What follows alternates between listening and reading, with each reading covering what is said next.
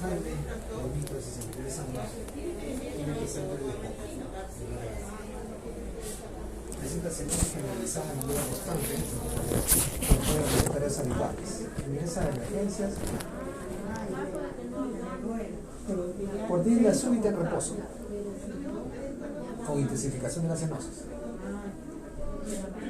El examen físico se verifica cianosis generalizada, ingurgitación yugular hasta el ángulo mandibular,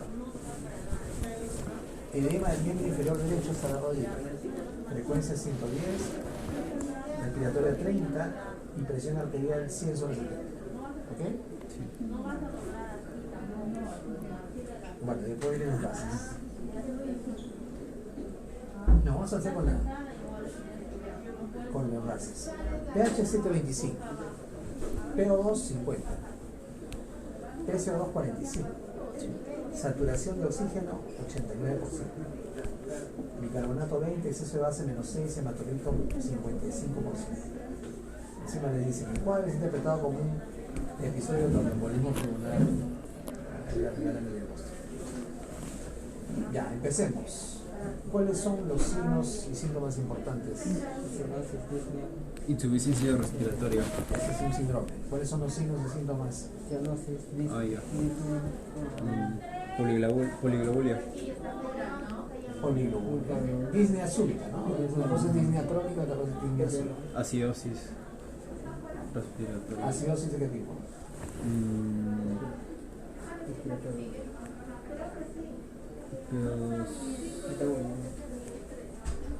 El P2 está disminuido y el PCO2 está aumentado, entonces sería el CO2.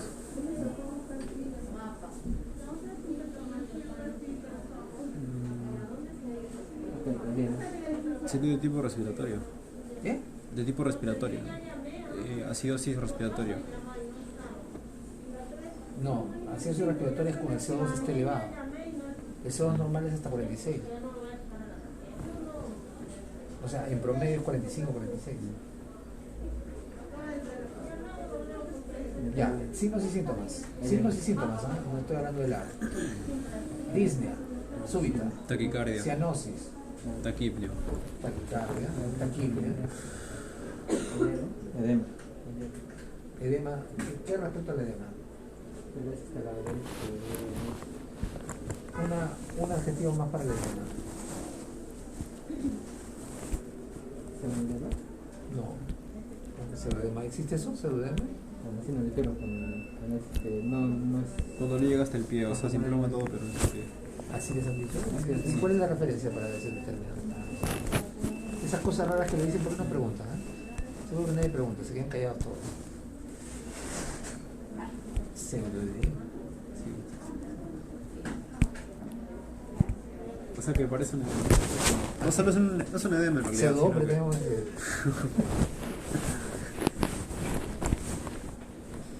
les inventan un término ustedes ahí aceptan la práctica.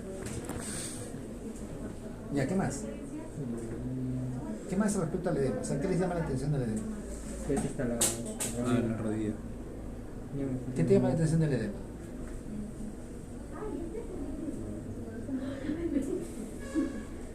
Y es en el miembro inferior derecho. O sea, que puede ser por una insuficiencia cardíaca. ¿Así quién les ha dicho eso?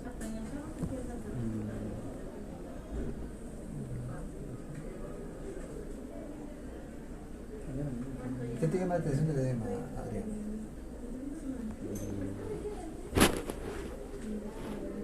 ¿Puede ser una insuficiencia venosa? No, estoy preguntando. ¿Por qué no me responde lo que le pregunto? ¿Qué les llama la atención del edema? A mí que es hasta la rodilla y que es en el miembro inferior derecho. Ya, ¿y eso qué significa? Podría ser doctor por una insuficiencia cardíaca. Está ahí, está como ahí en urgitación yugular también. ¿No? A mí me llama la atención que el edema es unilateral. ¿Qué les he dicho yo respecto al edema? Ustedes no de verdad que me parece que tuvieran una amnesia así nivel cuando salen de acá. Es más, ni siquiera cuando salen de acá, porque el mismo día les he preguntado una cosa después de 10 minutos y no se han acordado. Eso pasa porque no ejercitan la memoria. Como no ejercitan la memoria y no leen lo que debieran leer para este curso, pues se olvidan. Tienen que leer. Sean sinceros con ustedes mismos. ¿No? A mí no me interesa porque finalmente yo evalúo cosas objetivas, ¿no? Si no me contestan las preguntas, ahí está la nota. Si veo que la historia está mal hecha, y les corrijo yo y les pongo la nota. Ustedes tienen que aprender, no porque la nota que les voy a poner yo, sino porque tienen que aprender medicina. Si no, el futuro de la humanidad, el futuro de los peruanos está condenado. ¿Qué clase de médico lo van a tratar? ¿Ustedes quisieran que atiendan a su familia un médico que no sabe nada? Piensen eso. Siempre empiecen a pensar desde ahora. ¿Cómo quisieran que los trate a sus familiares o a ustedes mismos un médico? ¿A quién preferirían? ¿Alguien que es cuidadoso, que se toma su tiempo para estudiar, para aprender las cosas bien y que sin duda se tome el tiempo necesario para poder rectificarse? ¿O alguien que solamente por pasar el rato ponga cualquier cosa y ya está?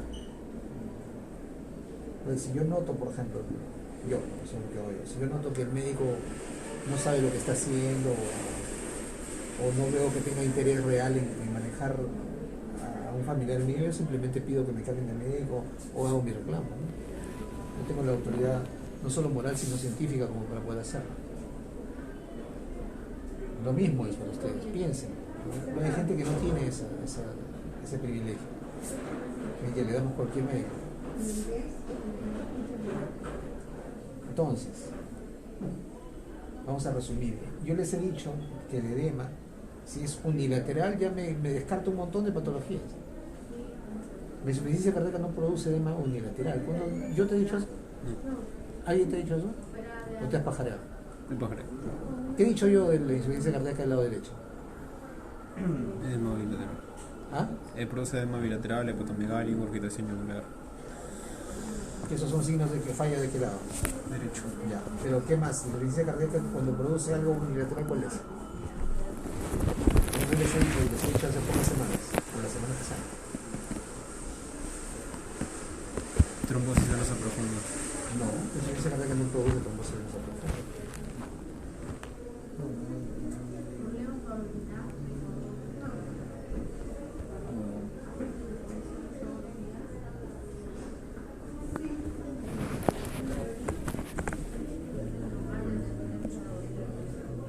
Parte de crepitante bilateral. ¿Cómo? Edema en pulmones. ¿Cómo? Crepitante Crepitantes y los crepitantes son bilaterales. bilateral. Lo que produce unilateral es derrame pleural derecho. Les he dicho que el derrame pleural por falla cardíaca o es bilateral o es del lado derecho. ¿Se acordaron ya? No edema en el hemisferio derecho. Edema unilateral es un problema local. Por eso cuando dice hasta la rodilla puede ser un bloqueo hasta popilia. Ajá, ¿de qué tipo? ¿Por qué? ¿Por qué fenómeno? ¿Por qué enfermedad? Por una obstrucción. O sea, ¿Perdón? ¿cómo se llama la enfermedad? Trombosis venosa profunda. Exacto. ¿Cuál es el cuadro clínico de una trombosis venosa profunda? Edema unilateral. ¿O no? Sí. Hasta la rodilla, porque de aquí para abajo, ¿no? De la poplita, como dice Marco Antonio, se escapó la poplita, que justo es el límite para decir que es trombosis venosa profunda. Se hincha de aquí para abajo, porque de aquí para abajo está obstruida la circulación porque viene de acá para allá. ¿Está bien? Sí. Entonces, el paciente que tiene EPOC, le presenta cianosis generalizada de manera constante. ¿Qué tipo de EPOC tiene? Tiene POC tipo el bronquitis crónica. Aunque no nos cuentan la historia de tos con secreciones, yo sé que si es un EPOC de larga data con cianosis, lo más probable es que sea Bronquitis crónica. porque tiene el blue blotter, porque tiene cianosis y además tiene otra cosa más que tiene el blue blotter, La hiperglobulia. la hipoliglobulia. Poliglobulia. ¿Está bien o no? Sí. Pues, no inventamos nosotros cosas, ahí está el caso, es un caso del libro, de la gente. Es un paciente con EPOC, probablemente un bronquitis crónico, que viene a la emergencia con un cuadro de disnea súbita en reposo. Entonces ya cuando me dicen que es disnea súbita en reposo, yo ya estoy viendo que un paciente clínico está complicando VH. Algo tiene que estar pasando. Entonces tengo que buscar lo que lo está descompensando. Cianosis generalizada, bueno, ya estaba cianótico, cianosis, ¿no? ¿Por qué hace una cianosis generalizada? ¿O por qué es más fácil que haga la cianosis un paciente que tiene poliglobulina? Por el elevado contenido de glóbulos que tiene, eso significa que al no llegar el aire de manera correcta se va a notar mucho más rápido. Vamos a tener más hemoglobina reducida que oxigenada. Desoxihemoglobina. Claro, más desoxihemoglobina que oxihemoglobina, ¿no? O sea, más reducida que oxigenada. Y como necesitamos solo ¿cuánto? Solo necesitamos, por acá hay una cianosis, necesitamos 5 más. 6%. 5 más. 5 más. En realidad es 4.40. Sí, 5 más. ¿Ok? El cálculo exacto está en la gente, ¿eh? No, perdón, en el Maggi está el cálculo exacto. Y se los he puesto en la presentación de cianosis. Es 4.40 y tantos. Pero 5 es 5 es la convención que en todos los libros está. Nada de 5. En hemoglobina reducida ya se ve las cianosis. Ok, entonces ya, es un paciente con EPOC que tiene un cuadro súbito de Disney. ¿Por qué? ¿Qué es lo que tiene? Ingurgitación yugular hasta el ángulo mandibular. Eso lo vamos a ver en detalle en el próximo segmento, pero más o menos ustedes ya saben que la ingurgitación yugular es simplemente en reposo la vena yugular, ¿no? Se va a ver llena de sangre, que pueden haber, digamos, varias formas de graduarlo, ¿no? 2 centímetros por encima de la clavícula, más arriba hasta el ángulo, ¿no? Hasta 3 grados, ¿no? 1, 2, 3. O sea, es que hay una gran ingurgitación yugular, toda la vena está así marcada, en reposo. Además, edema del miembro inferior derecho hasta la rodilla, unilateral, taquicardia, taquipnia, y la presión está ahí media límite. Entonces, vamos por el edema unilateral. ¿Cuáles son las enfermedades o las causas que producen? Ya, hasta ahí. ¿Cuáles son los síndromes que tenemos? Insuficiencia respiratoria. Todavía no olvides de esto.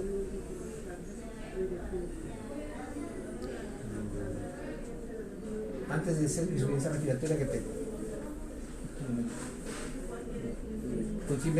Síndrome de conciliación. ¿Síndrome? Conciliación. ¿De dónde tiene conciliación? ¿Por qué dice conciliación? Síndrome de obstrucción de las vías aéreas. Pero ese es el diagnóstico de fondo.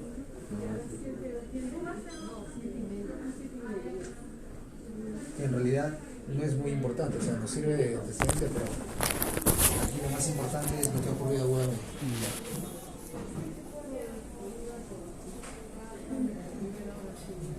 O sea, sí, si tiene un síndrome de obstrucción de vía respiratoria, ya, ok.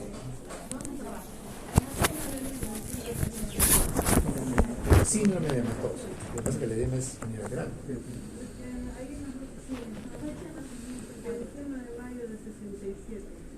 Puedo decir que tiene distrés respiratorio, pero todavía no puedo decir que tiene insuficiencia hasta mirar el ADA. Ahora vamos a ver el ADA. Con el ADA, ¿qué tiene? ¿Qué más tiene? Insuficiencia respiratoria. ¿Qué tipo? De tipo 1. Está en límite, ¿no? 50. Ya, ¿qué más?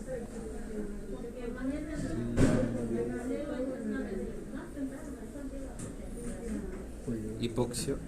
Hipoxia o hipoxemia. Ok. Ya abajo le están dando el diagnóstico, ¿no? O sea, el paciente tiene una trombosis venosa profunda y lo diagnostican como embolia pulmonar. Lo que explica todo el cuadro, cuando un paciente que tenía EPOC estaba más o menos bien, tiene una trombosis venosa profunda, por eso se le hincha la pierna del lado derecho, hasta la rodilla, porque se ha obstruido sobre la copla. Sabe usted que la trombosis venosa profunda y la embolia pulmonar es una misma entidad. Se lanza el trombo desde aquí hacia la embolia pulmonar, por eso tiene insuficiencia azul. Y por eso hace insuficiencia respiratoria. No tiene tiempo todavía para compensar, porque ha sido todo súbito. Hace solamente hipoxemia. Si pasa más tiempo ya compensará, ¿no? Pero no tiene tiempo. Recién ha tenido la embolia pulmonar. Hipoxemia, taquicardia, 110. Bueno, la polilobulia, ¿cuál es? ¿Por qué tiene cianosis, Jaimito? Antes que eso. Por la polilobulia. Pero la polilobulia es consecuencia de El EPOC es para compensar. la cianosis es por el EPOC, ¿no? El EPOC produce polilobulia y la polilobulia lo predispone a tener cianosis. Esa es la secuencia fisiopatológica que ya hemos dicho, ¿no? O sea, como hay una alteración del intercambio gaseoso en el EPOC, en este caso tienes todas las vías llenas de moco y todo eso, pues hay una hipoxemia. Eso lleva como respuesta de la médula ósea a producir más glóbulos rojos y por lo tanto se vuelve más proclive a hacer una cianosis. En el momento que hay, eso es de parte de la mano, digamos, en el aspecto crónico. Desde el punto de vista agudo, porque el paciente incrementa su cianosis. Por la disminución de la ventilación. ¿Ventilación? Sí. O sea, si está profundido. O sea, pero hay no está hipoventilación alveolar. En este caso. ¿Cuáles son los mecanismos de la hipoxemia? Que es lo único. Acuérdense siempre de esto. Lo único que es común a los dos tipos de insuficiencia respiratoria, ¿qué pasa? La hipoxemia. Ya, entonces ahí se pregunta en su cabeza. ¿Cuáles son los mecanismos de la hipoxemia? ¿Cuáles son? Te lo voy a preguntar, El hasta aumento, que de lo tenga en el la, bulbo, el aumento de la desoxihemoglobina, No. mayor a 5%. ¿Ese es el mecanismo de qué? De la cianosis. ¿Por qué me hablas con hipoxemia? ¿Qué tiene que ver eso? Alteración a la difusión. Ya, ese es uno, que tiene dos formas. Tipo Sham y tipo Cosamar. El otro es alteración a la, de la difusión. El otro es alteración de la. ¡Ay!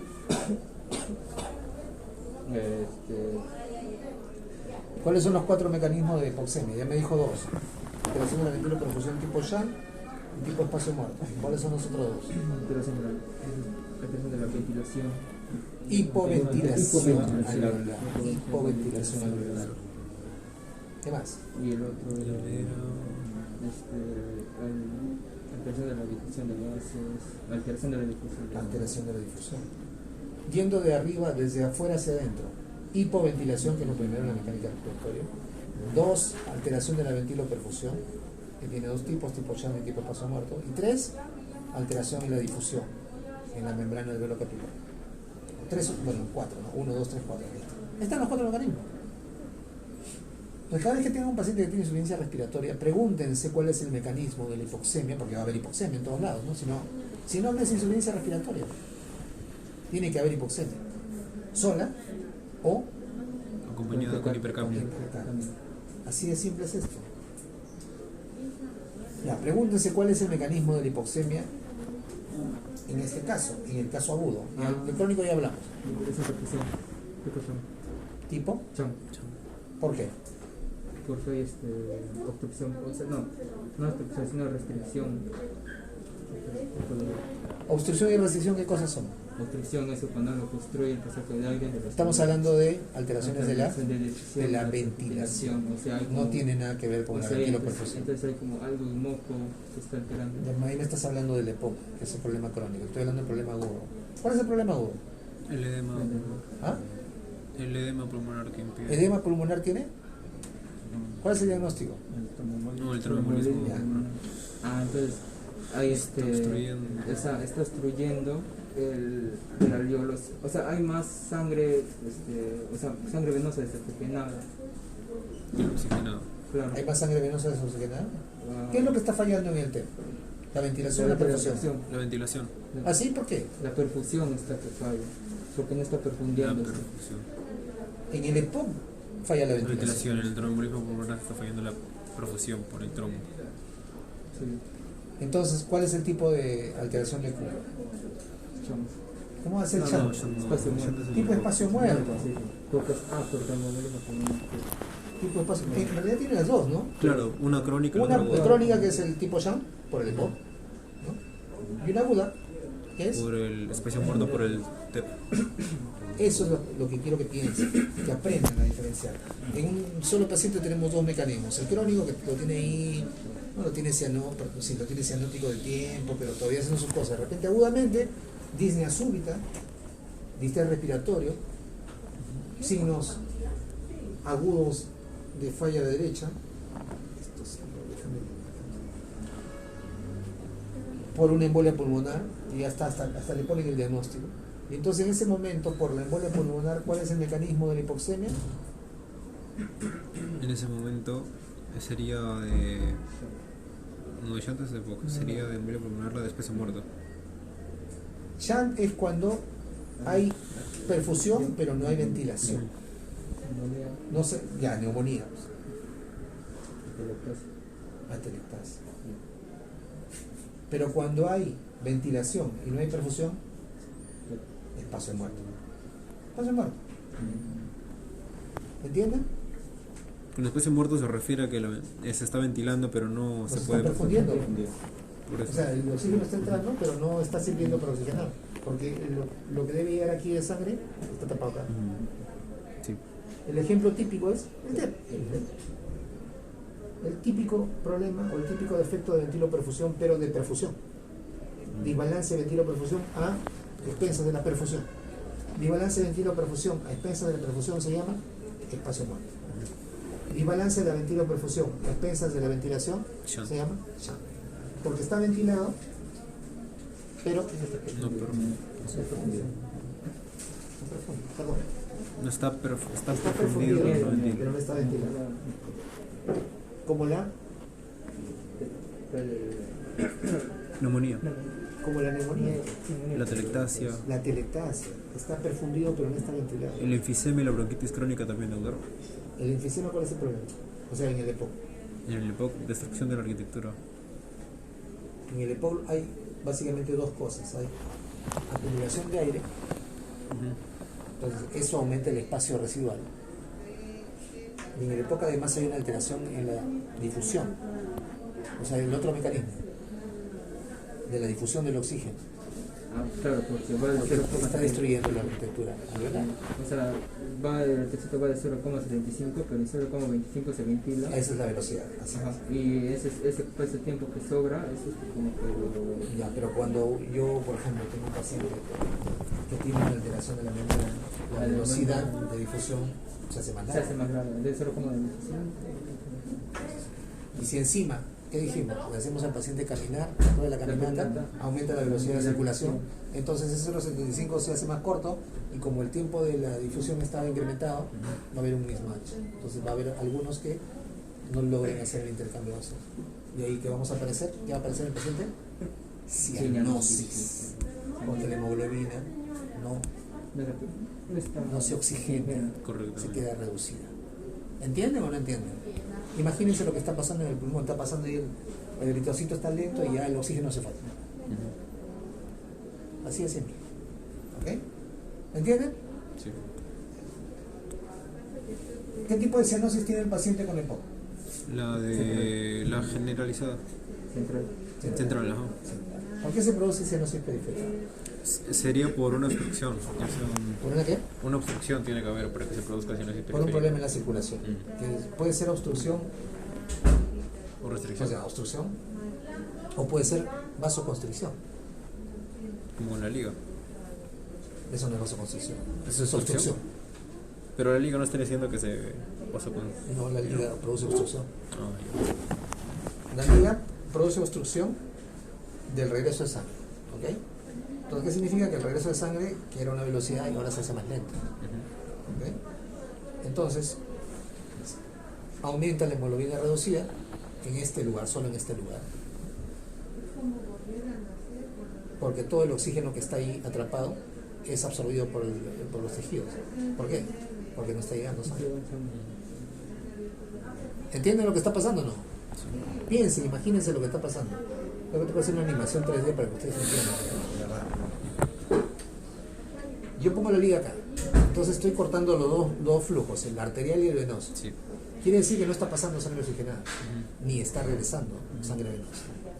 ¿Hasta ahí me entienden? Sí, está quedándose así y... Está dando vueltas ahí la sangre. Si quieren verlo de esa manera. Ok. Entonces, como no está pasando sangre arterial, la misma sangre se está quedando aquí. Al pasar el tiempo, el oxígeno que le queda de esa sangre sigue siendo cedido a los tejidos. ¿Por qué? Porque no hay otra fuente de oxigenación, pues porque está tapada el flujo arterial. Entonces, ¿qué pasa cuando la hemoglobina cede el oxígeno en los tejidos? Se convierte en Desoxihemoglobina. sí. Se convierte en desoxihemoglobina. Creo que es más fácil que hablen de hemoglobina reducida para que no se confundan. Oxi o hemoglobina oxigenada, desoxi o reducida, ¿ok? Entonces, ¿qué es lo que está pasando acá? La hemoglobina que está ahí atrapada en vamos a decir, esos 20 centímetros cúbicos de sangre que están quedándose ahí, está cediendo todo el oxígeno a los tejidos. ¿Por qué? Porque los tejidos no tienen de dónde sacar oxígeno, más que esa sangre que se quedó ahí. Entonces, toda la hemoglobina que estaba con oxígeno está cediendo su oxígeno a los tejidos. Cuanto más pasa el tiempo que siga apretado, todo lo que tiene lo van a ceder. Entonces, prácticamente toda la hemoglobina está con oxígeno se está convirtiendo en... Hemoglobina reducida. Sí, la hemoglobina reducida. ¿Y cuánto necesito yo para tener cianosis? Más de 5%. Todavía tengo un montón. Ese es el mecanismo por el cual hay cianosis con obstrucción. Pero no solamente puede haber obstrucción, o sea, no solamente puede ser la obstrucción la que genere la disminución de la velocidad, porque es una disminución, en este caso la obstrucción es una disminución casi absoluta de la velocidad, ¿no? O sea, no es una obstrucción total, ¿no? O sea, yo no puedo, o sea, podría hacerlo a una mayor presión, pero eso sería más rápido y rápidamente tendría compromiso ya irreversible los tejidos, ¿no? Pero por ejemplo en una vasoconstricción la velocidad de circulación se vuelve también más lenta. Por ejemplo en la enfermedad de Raynaud, por ejemplo en una vasoconstricción por el frío, por eso mis manos se ponen cianóticas en el frío, porque hay vasoconstricción periférica. El frío produce vasoconstricción periférica para que toda la circulación se vaya a la parte esplácnica, al tórax, al pulmón, al corazón, al hígado, a los riñones, para proteger el cuerpo. Eso es lo que ocurre, por ejemplo, en el golpe, en el congelamiento, ¿no? O sea, el frío hace que todos los miembros, toda la circulación se contraiga para concentrar la circulación en los órganos nobles. Entonces, al final, si pasa mucho tiempo con frío y vasoconstriñido en los miembros, va a haber necrosis, porque falta oxígeno para oxigenar los tejidos. Todo está concentrado. ¿Por qué creen que la persona cuando tiene frío se pone así y se frota acá? Entonces, el mecanismo es para la cianosis periférica es obstrucción del flujo o vasoconstricción. Por eso tienen cianosis periférica de Frío. trombosis arterial o venosa en los miembros, por cualquier parte, o vasoconstricción como el síndrome de Raynaud, o por frío, por agente físico como el frío. ¿Ok? Entonces, ya haciendo una revisión de todo el caso, ¿cuáles son los síndromes que tiene este paciente?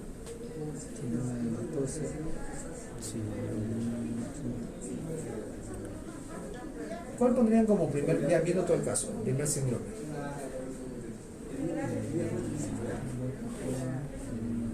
¿Cuál sería para ustedes la prioridad? Porque esa es otra cosa, cuando ustedes aprenden a hacer diagnósticos, tienen que ponerlos en orden de prioridades. Eso es para todo, ¿eh? Siempre tienen que aprender a colocar el primero y el más importante. ¿Cuál es el diagnóstico sindrómico más importante en este caso? ¿Por qué? Porque presenta disnea continua. Eso es lo que tenía siempre. Síndrome de tromboembolismo pulmonar. ¿Es el síndrome? Síndrome tromboembólico. Síndrome trombótico, ya, ok. Ese Diátesis. No sé por qué pones ese nombre. Diátesis trombótica, ya. Pero, ¿qué es más importante que eso? La insuficiencia respiratoria. Primer síndrome, insuficiencia respiratoria. Segundo, Síndrome trombótico. tercero, Edema, síndrome edematoso. síndrome de Matos. Cuarto,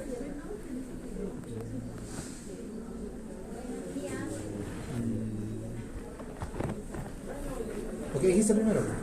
Síndrome de obstrucción bronquial de las vías respiratorias bajas. ¿Está bien?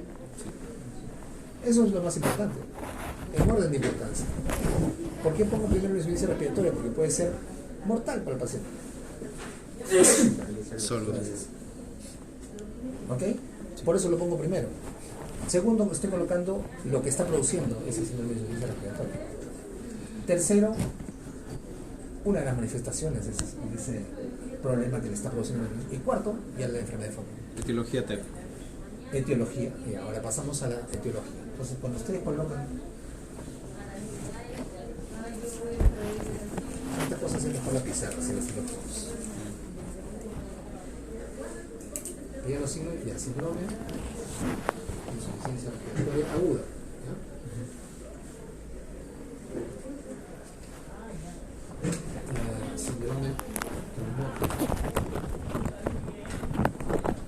Síndrome edematoso, síndrome, si quieren acá le pueden poner insuficiencia respiratoria crónica, obstrucción de vía respiratoria. Entonces, esos son los síndromes, ¿ok? ¿Estamos de acuerdo? Sí. ¿Hay algo más que se nos está faltando? Síndrome respiratorio aguda, trombótico, edematoso. No hay más, ¿no? La cianosis es un signo. No, Acidosis. La acidosis es un hallazgo.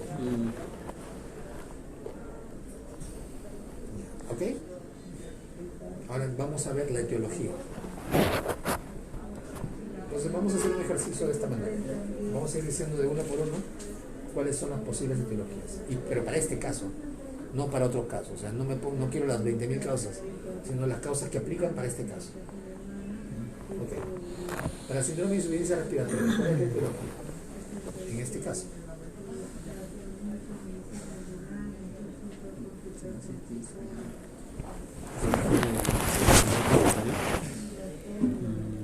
Sería por el espacio muerto. O sea, Falta de disrupción de la alteración de la ventilación perfusión por espacio muerto. o sea, ese es el mecanismo fisiopatológico. Hipoxemia. Hipoxemia es el fenómeno. Cianosis. ¿Cuál? Cianosis. Cianosis es un signo. Etiología sería la TEP, ¿no? ¿Cuál? La TEP. Eso, pues. Tromboembolismo pulmonar agudo. ¿Algo más para la insuficiencia respiratoria aguda? En este caso. Ya casi tienen que pensar en el diferencial. ¿Qué otra cosa más nos puede producir una insuficiencia respiratoria aguda en un paciente con EPOC que tiene este cuadro clínico? Y ahora sí piensen en lo raro.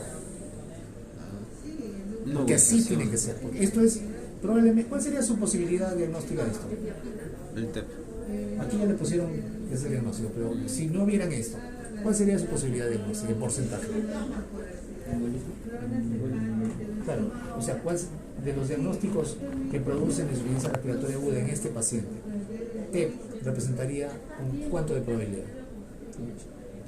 30%. ¿Cómo que 30? Yo diría 90%, casi 100%. ¿Qué es esto en TEP? 90%. Y el otro 10%, ¿qué más podría ser? Porque así tienen que pensar. Ahora, obviamente en este momento ustedes no están probablemente en capacidad de hacer una lista de un montón de enfermedades porque están aprendiendo primero a examinar y a agrupar los signos y síntomas. Pero hagamos un esfuerzo. ¿Qué otro cuadro clínico creen que podría ocurrir en un paciente con EPOC que desencadene una insuficiencia respiratoria aguda de este tipo y que tenga estos signos y síntomas? Neumonía es agudo, o sea, instalación súbita, como esto. Tiene que continuar con esos 4 meses. Con esos 2 meses que faltan. Tendrán que pasar 2 días por lo menos, ¿no? Si O 3 tuviese en realidad. con todos los signos, Agudas.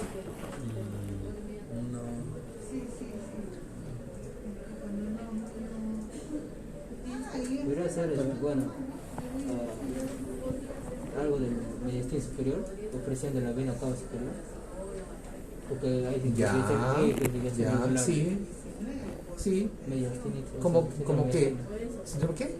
Bueno, síndrome mediastino, o sea, por el opresión de la vena cava superior.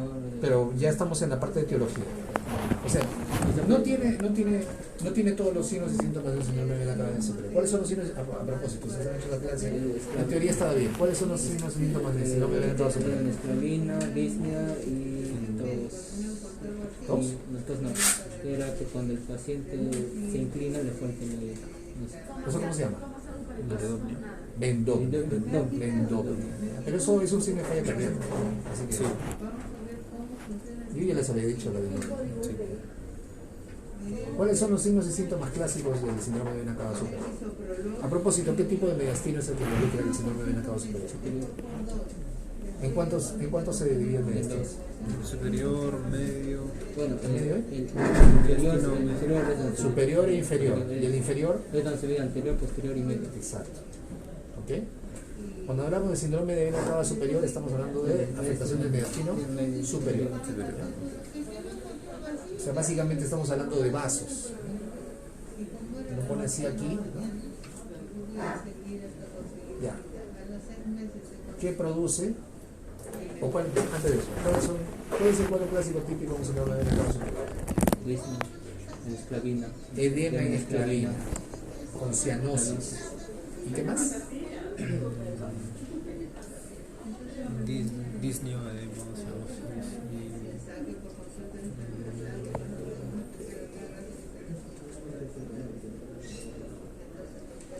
Situación yugular. No lo quiero manosear. Circulación lateral.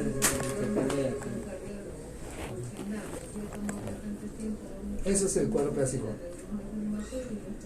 ¿Qué no tenemos aquí? Habernos descrito. Circulación colateral. Pero podría ser, sí, podría ser, de instalación aguda. ¿Qué tendría que pasar en el mediastino superior para que se produzca un síndrome de vena cava superior? Presión de los dos. Presión de los dos. Compresión, por algo extrínseco. ¿Qué puede ser extrínseco y tan agudo que produzca esa compresión? El ensanchamiento de las. El ensanchamiento por el tórax, por el EPOC. El EPOC es un problema crónico. O sea, fíjense en el cuadro. El cuadro es un paciente crónico que tiene una enfermedad que ya sabemos cuál es. Pero ese paciente crónico se descompensa. Súbitamente hace cianosis, disnea, incomunicación yugular, edema de viento. Y aparte tiene acidosis, tiene hipoxemia y tiene polilobulia. Bueno, la polilobulia es evidente que es por la enfermedad crónica. Es una insuficiencia respiratoria aguda por un tromboembolismo pulmonar que explica primariamente, probablemente en un 90% o más, el diagnóstico de insuficiencia respiratoria. Pero si yo tengo que pensar en ese 10%, que es bastante menos probable, en realidad es menos, yo podría pensar que algún trastorno que produzca síndrome de vena cava superior podría también explicar, pero tendría que ser agudo. Algo agudo que obstruya vasos en el mediastino superior y que produzca este cuadro clínico.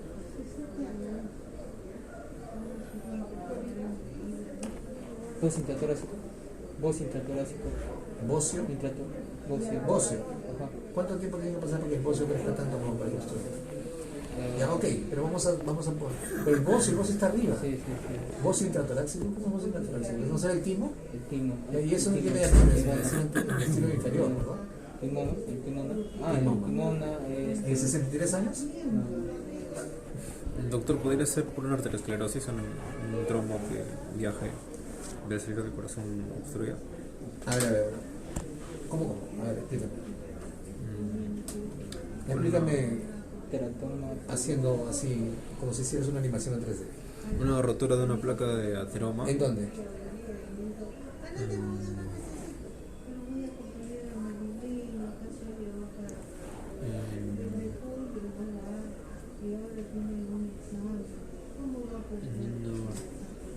En una arteria sería. En una arteria. Entonces, si la rotura de la placa en una arteria que no sabes cuál puede ser, ¿cuál es el sentido de la circulación? ¿Va a salir del corazón? ¿O va a ir hacia la periferia? ¿O va a regresar al corazón? Va a salir del corazón. Entonces, ¿dónde tiene que ser la obstrucción? Tiene para que que ser- se produzca. Exactamente, ¿dónde tiene que ser la obstrucción para que terminemos el nombre de una cava superior? Tiene que ser antes. ¿En dónde? ¿En qué vena? En la cava. En la vena cava superior. Por eso se llama. En la vena cava superior. ¿Y la vena cava superior está saliendo o está entrando al corazón? Está entrando.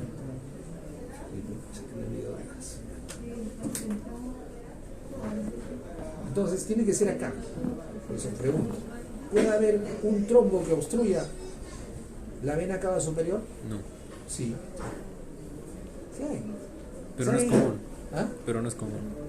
¿Saben en quiénes ocurre eso?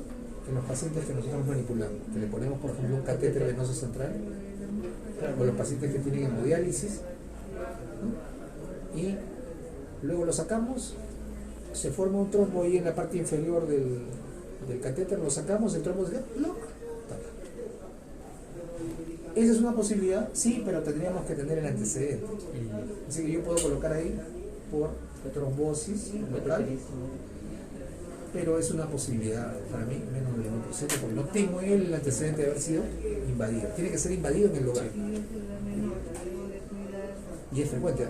O sea, frecuente de los que los invaden. Claro. Por ejemplo, pacientes que van a hemodiálisis, le hacen diálisis por catéter, hacen trombosis en el lugar y hacen síndrome de vena cava superior. Cuando el trombo es tan grande que obstruye la vena cava superior. ¿Qué más? ¿Qué más podría producir este cuadro clínico de manera aguda?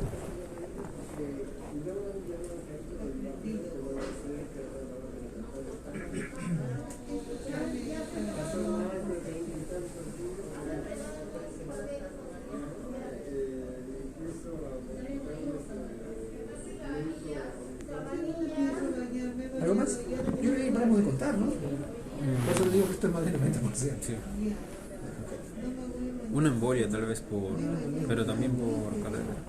¿Una qué? Una embolia por catéter. Una embolia por catéter. Local también.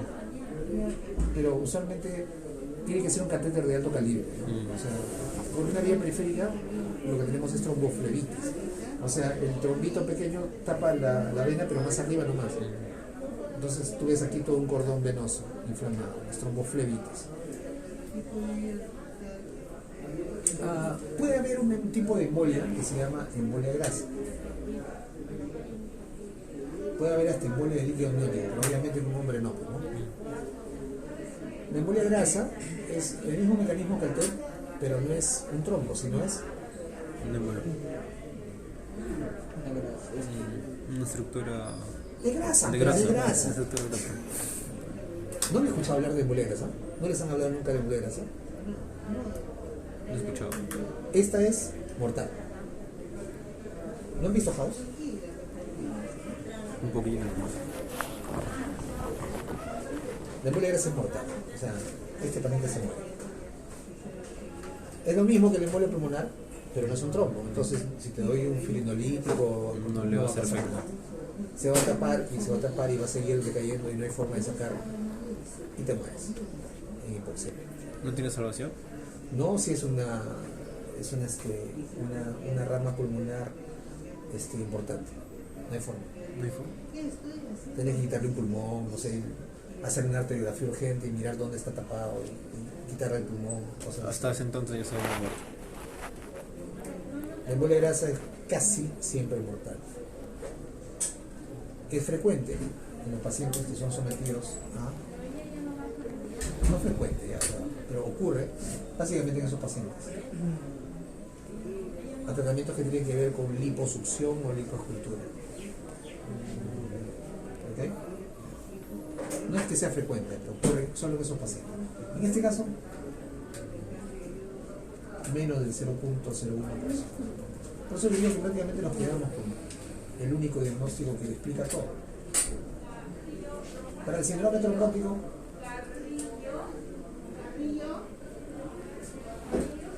¿cuál es la etiología? TEP. Pero antes que el TEP, Trombosis venosa profunda. miren, voy a poner un check. ¿Algo más aparte de trombosis venosa profunda? Que es el evento trombótico que desencadena esto. Poliglobina. Con el síndrome trombótico me quedo con esto nada más, ¿verdad? Síndrome de Matoso. ¿Cuál es la causa? ¿La etiología? La trombosis venosa profunda. Ya está repetido. ¿Algo más para el síndrome edematoso localizado?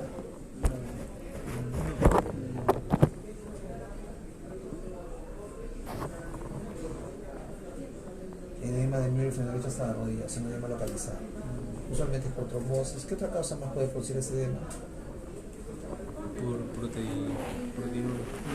No, porque si fuera un edema por hipoproteína sería un edema Bilateral. generalizado. Entonces, Un creo que no. linfedema podría ser unilateral, También. pero no es una característica. O sea, si lo tomo, El pseudoedema también. pseudoedema. Bilateral. ¿Cómo es pseudoedema? No conozco mayormente. Dice, bueno, explicaron que era como grasa. Ajá.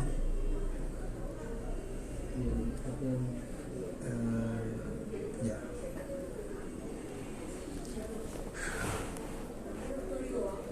Nosotros hemos hablado de pseudolinfedema, ¿no? O sí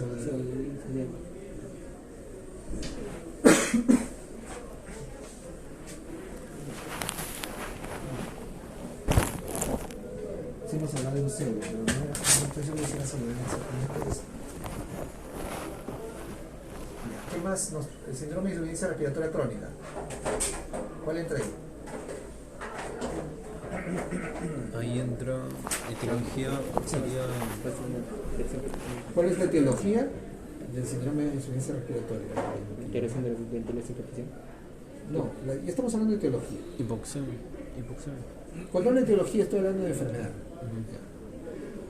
¿Cuál es la enfermedad que produce en este paciente el síndrome de insuficiencia respiratoria crónica con obstrucción de vías respiratorias? TEP.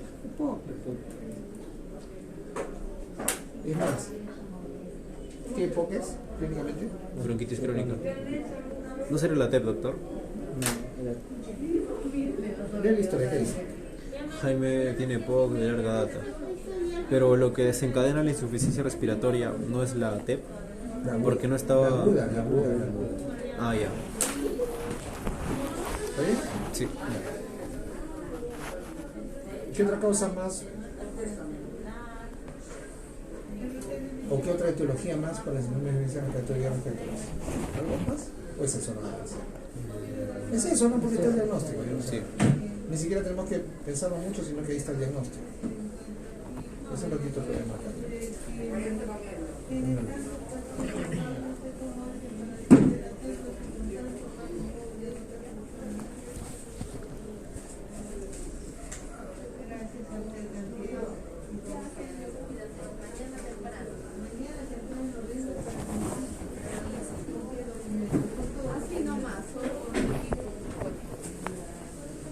Entonces,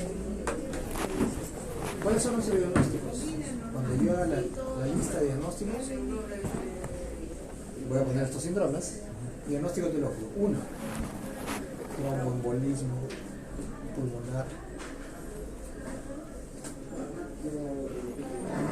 2. Trombosis venosa profunda del miembro inferior.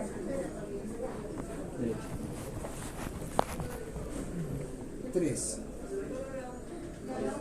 Hipo descompensado. ¿Algo más?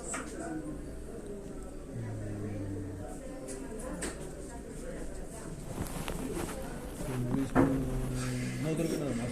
¿Ya está? Diagnóstico sindrómico, diagnóstico etiológico. Así necesito sus historias.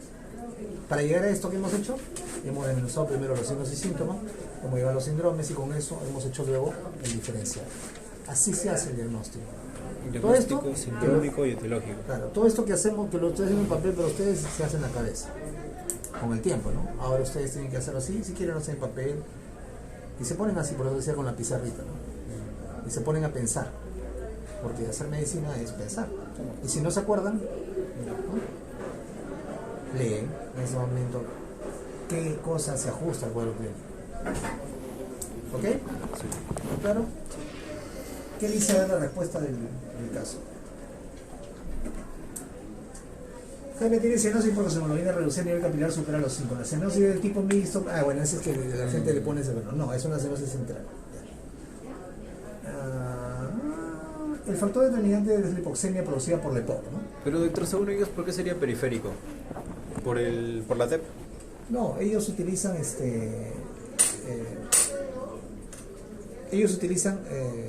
han visto que incluso la cianosis de origen central de cardiopatía congénita cianótica la ponen como mixta, ¿no? Utilizan esa clasificación que nadie más lo usa, o el único que lo usa, ¿no? El factor determinante es la hipoxemia producida por el POC, por alteración de la ventilación perfusión de tipo SHANT, admisión venosa de SHANT, y por el TEP, por alteración de la ventilación perfusión de tipo espacio muerto. ¿Está claro? Sí.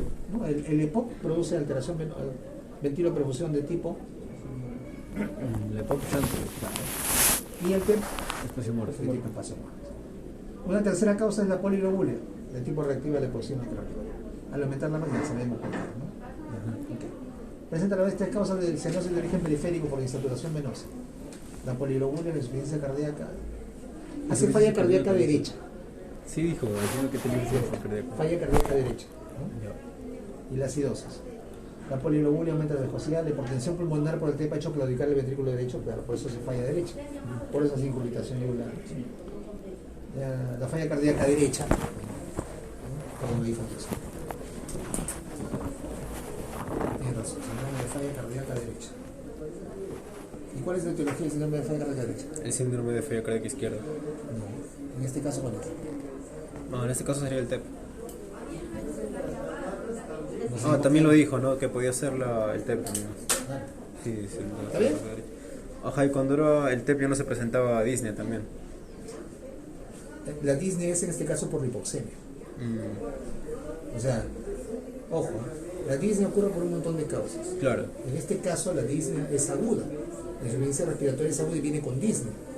¿Por qué? Por la hipoxemia. El paciente tiene hipoxemia crónica, o sea, tiene una disnea de base, pero se le tapa el pulmón y hace disnea aguda. Claro. Pero si no tuviera, a lo que iba es que no tendría disnea, porque la disnea era por la insuficiencia cardíaca izquierda, ¿verdad, doctor? Ya, lo que pasa es que efectivamente la disnea es de la insuficiencia cardíaca izquierda, tanto crónica como aguda. Sí. Y cuando es aguda, la falla cardíaca no produce tos.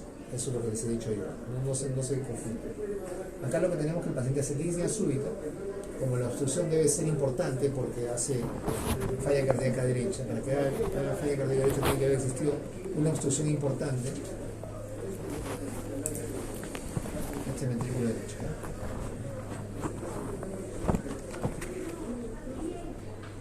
Para que haya falla en el ventrículo derecho tiene que haber una obstrucción importante en una rama grande de la arteria pulmonar, porque esa sobrecarga de presión se transmite de esta manera retrógrada y el ventrículo derecho se dilata. Y entonces ahí hace falla cardíaca derecha. Porque ya les había adelantado, el ventrículo derecho no soporta bien la sobrecarga de presión, el ventrículo izquierdo no soporta bien la sobrecarga de Volumen. Eso lo vamos a ver en detalle cuando veamos en otro capítulo. Correcto. Ahora sí, completamos 5 síndromes, 3 etiologías. ¿Algo más? Con la etiología siempre son enfermedades, ¿no, doctor?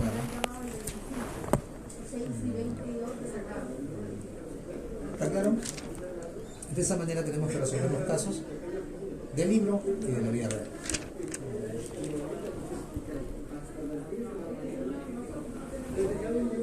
¿Alguna pregunta más sobre este caso? Ya que nunca pudimos ver otro más por recién que no. Mañana tenemos el otro computadora. Es una computadora de este sitio. Ya, ok. Mañana aprovechamos la mañana para. Usted le acabó hoy día con su paciente. Sí. Mañana aprovechamos la mañana para discutir más casos.